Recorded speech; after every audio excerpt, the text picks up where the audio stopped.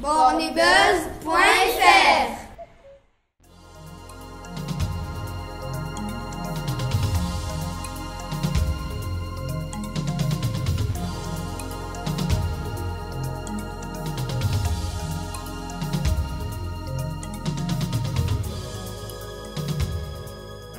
Kossig, bonjour et merci d'inaugurer cette série de rendez-vous avec des acteurs et puis des responsables du quartier qui vont nous permettre un petit peu d'éclairer puis de répondre à des questions d'habitants de Metz-Borny et de Messins de manière générale.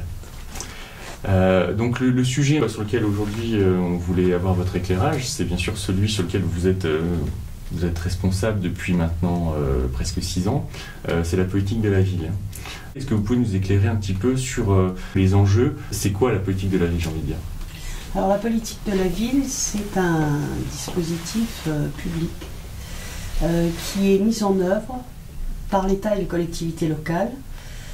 Ça veut dire quoi? Ça veut dire qu'à un moment donné, une ville va identifier sur son territoire des quartiers qui vivent des problèmes particuliers, des problèmes spécifiques en matière de pauvreté, en matière de sécurité, en matière d'emploi, et pour lesquels elle considère qu'il va falloir des moyens particuliers, plus importants, pour pouvoir amener de l'égalité dans ces quartiers. Ce sont aujourd'hui ce qu'on appelle les zones urbaines sensibles. Il y en a 4 sur la ville de Metz. Et sur ces territoires, la ville et l'État mettent en place un certain nombre de programmes, un certain nombre de démarches pour aider justement les habitants à trouver des solutions à leur vie quotidienne. Est-ce que cette notion de politique de la ville, elle a évolué aussi ces dernières années?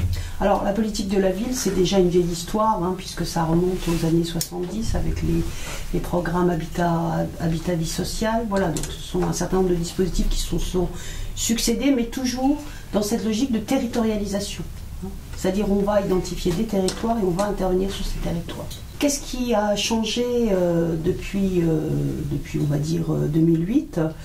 On a les contrats urbains de cohésion sociale, qui sont donc effectivement des contrats passés entre l'État et la ville pour soutenir l'action des associations dans ces quartiers, puisque dans ces quartiers, les premiers interlocuteurs des habitants sont bien sûr toutes ces associations qui développent des services allant de l'accompagnement à la scolarité, à l'animation, à l'accès à l'emploi, etc.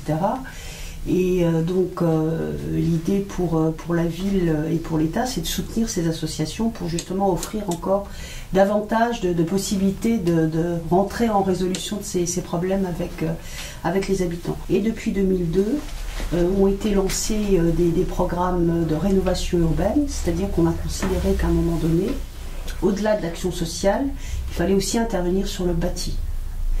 Et c'est dans ce cadre-là que la ville de Metz, dès 2004, a signé donc une convention avec l'État, dans le cadre de ce qu'on appelle l'ANRU, l'Agence nationale de rénovation urbaine, et qui a permis, sur le quartier de Borny, dans le cadre du grand projet ville, de mener un certain nombre d'opérations, à la fois d'urbanisme, sur le cadre de vie, mais aussi en matière d'accompagnement social. Quels sont les quartiers sur le territoire messin qui sont concernés? Alors il y a 4 quartiers, donc bien sûr il y a Borny, en tout cas une partie de Borny, Bellecroix, Chemin de la Moselle et Boileau-Prégénie, donc la partie Messine, et la Patrotte, et Hanau-Fréco-Barral.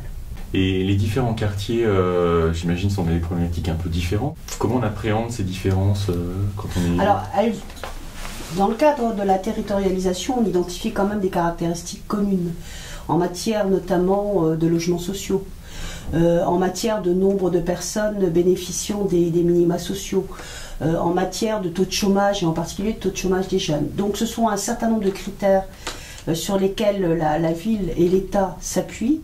Et c'est donc l'État qui va effectivement identifier ce zonage et ensuite mobiliser des financements particuliers en partenariat avec la ville. Pour Metz, il faut savoir qu'à peu près un peu plus de 17% de la population vit en zone urbaine sensible, soit environ 21 000 habitants.